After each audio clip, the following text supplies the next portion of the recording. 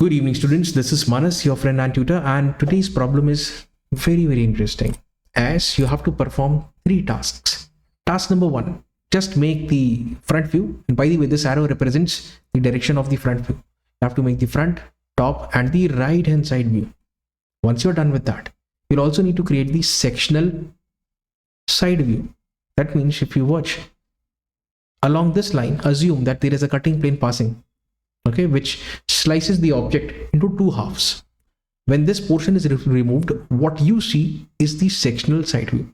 That is what you need to make. Another task which we'll be doing is we'll be cutting the solid exactly along this line, okay, so that it is divided into 2 equal halves.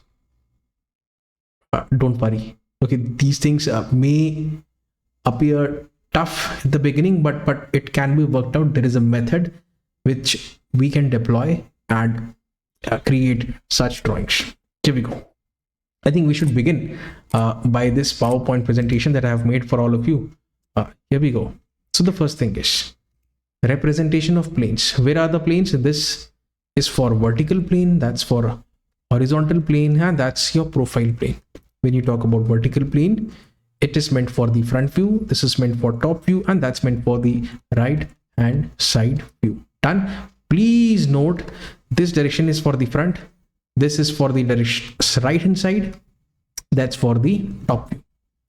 Whenever you are making the right hand side view, and since we are following the first angle of projection, please note a right hand side view is always to the left of front view. Okay, so far so good. Now take a look, what is the overall length of the object, right? The direction of viewing is from here. Then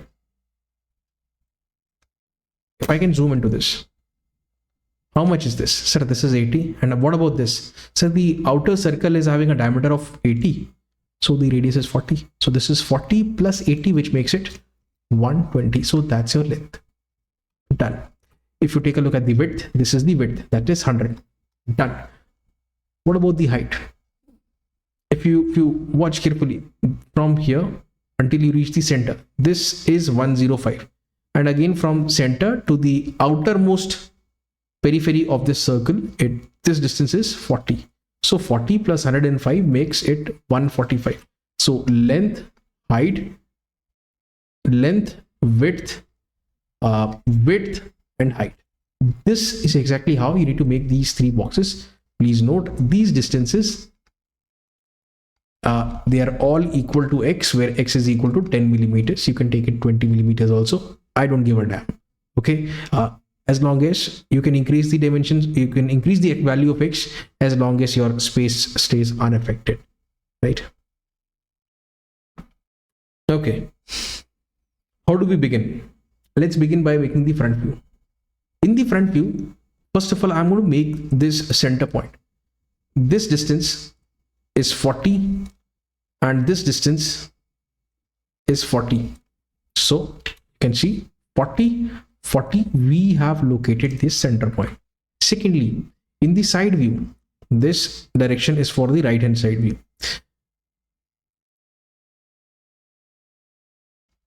Okay, 30 downwards, 30 downwards.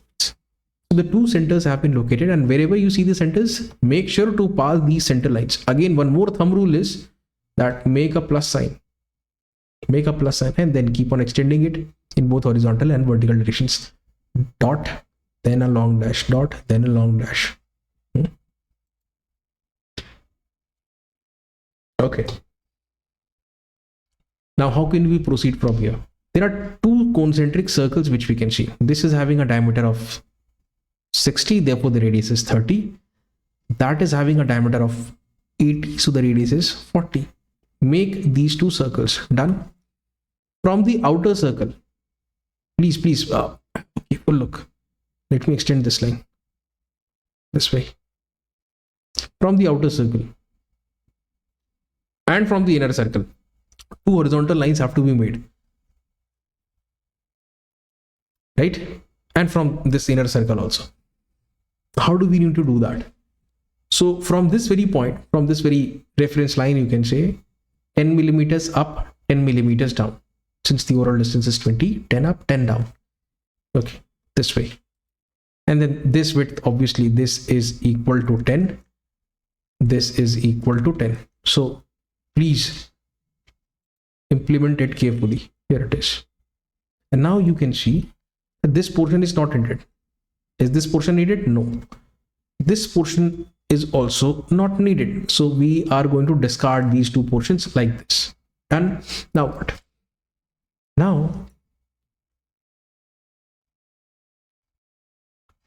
so this is your center line, you can say. From the center line, this distance 30. So from the center, 15 to the right, 15 to the left, 15 to the right, 15 to the left, you have to make 2 points. Okay, and once you are here, what you need to do is, this is 10, so 10 to the right, 10 millimeters, then 10 to the left. Here. Done. Okay, now we have made these 4 points. From the outer 2 points, you have to project lines, produce lines until they meet the periphery of the outer circle, this way. And the inner 2 points, you have to draw 2 vertical lines this fashion, and this distance, by the way, is equal to 50 millimeters. Done. Now once you've reached here, what you now need to do is make these 2 points. How? This is at a distance of 55 and this is at a distance of 20. Done. Once you've made those 2 points, connect them with a line. Okay, so the front view is over, and now let me switch to the top view. From the top, what do you see? This is visible. That's visible. That's visible. Visible. Visible. This is a curve. This is a curve. However, what you will see from the top is a straight line. It would look like a straight line. So we are going to keep it like this. Again, if you watch this over here, this point.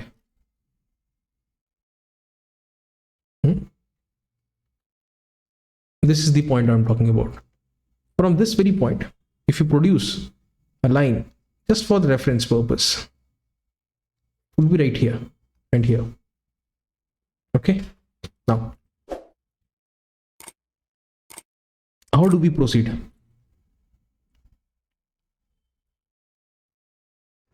Let me have the projectors. No.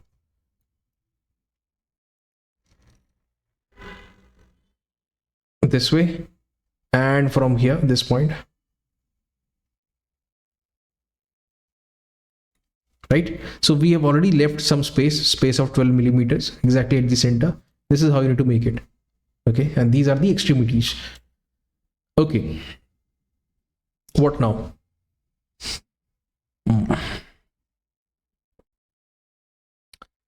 You can see rectangle 1, rectangle 2, equal dimensions 10 by 60. Right? This way. 10 by 60. So is this rectangle. Whereas this rectangle over here is 30 by 60. So we should prepare it this way. You have to be patient. Okay. All right. Now we have to think about making the hidden feature. So it starts the circular profile, inner circular profile or inner cylinder, leftmost end, again a hidden line, and here rightmost end is here, again a hidden line, right? This way. So we are done with the front and top views. What you now need to create is the side view. And once we create the side view, you'll realize there are so many hidden features that you have to deal with, which is why we actually go for a sectional side view in this case. And we are going to assume that a cutting plane is passing through this edge, okay, and dividing this entire solid into two halves. And once you remove the first half over here, what you see is the sectional side, right hand side view, to be very precise, sectional. Okay, now let's have a look at the side view. From the side view, one thing is absolutely clear. This is the axis of the cylinder, by the way. That is what we've made. Done. From this axis, 10 up and 10 down, 10 10 this way, 10 up, 10 down, 10 10. Okay, what you are observing right now are these two rectangles from the right hand side. So these two rectangles have made. Now what you also see, have a careful look. If you produce, what you also see, this portion is what you see. Can you try to relate? Okay, done. Now once you are done with this, please note this is also a portion that you will see on both the sides, this portion, and this also is a portion which you will see, right, on both the sides, obviously. So far so good. Now let me switch it on. These are the projectors connecting the front, top and side views. Okay, you will be taking help of this if you're drawing it manually. Again, with the help of a drafter, use these projectors, keep it very light, 4H pencil, hold it lightly. Okay, now what? This way, from the center,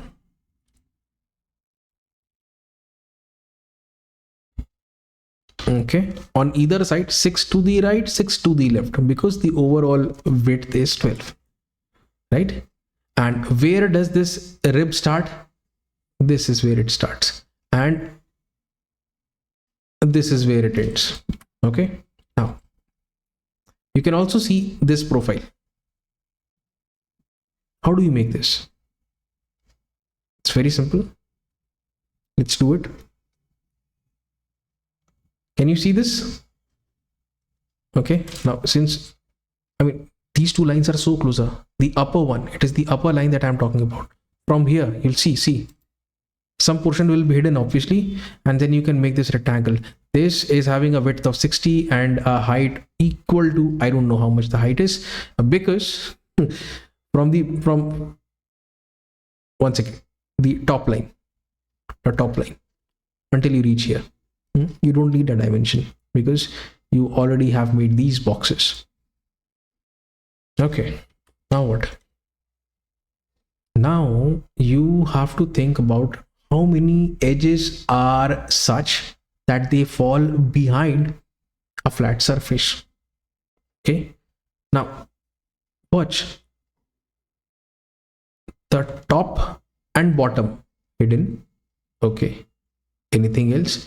If you watch, this looks like a point, in the front. However, there is an edge which falls exactly behind this flat surface, and hence it has to be given respect in the form of this dashed line, hidden feature.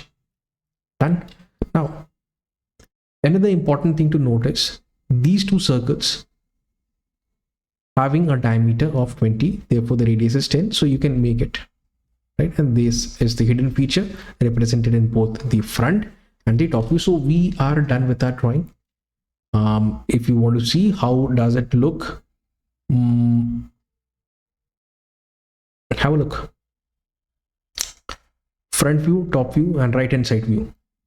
Okay, now if you wish to section this, let us assume that you are passing a cutting plane or a section plane which passes through this edge, absolutely through this edge. Okay, and this edge can be seen from the front, so we have to put the cutting plane over here this way. This is how you have to look at it. let me make this. Now once you are done, please note which portion of the solid is coming in contact and which is not coming in contact. So this portion is coming in contact, okay. This is also coming in contact. This portion is hollow, nothing. This is also coming in contact, and this portion again is hollow. So the portion which have come into contact can be clearly seen to be hatched. Here as well. Right? This is how you need to make the hatching. The question was, we had to only create the front, top, and sectional right hand side view, right? However, we'll also go ahead and create the sectional front view by let me just reiterate, by assuming that we are cutting the solid somewhere along this line.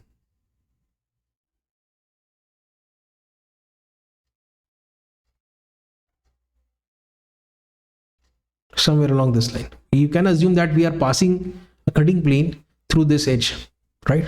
The one that I have marked right now. Now this can be seen from the top. So you have to make a cutting plane like this, which looks like an edge in the top view. And then we have to see. Take a look. This is what you see. This is what you see. This portion is empty, isn't it? Empty. So nothing. This portion is empty. And the remaining portion is solid. Remaining portion is solid. And therefore, this is solid. This is solid. And obviously, you have to understand this is self-explanatory. There is nothing inside here. Okay. So with this, we can conclude our problem. This was for orthographic projection. This can be also important for someone who wants to learn sectional orthography.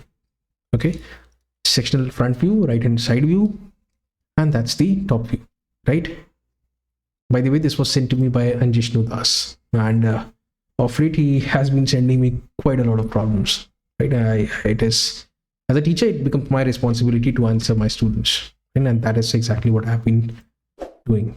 Anyway, so have a look at this 3D arrangement also. Classical front, top, and side views.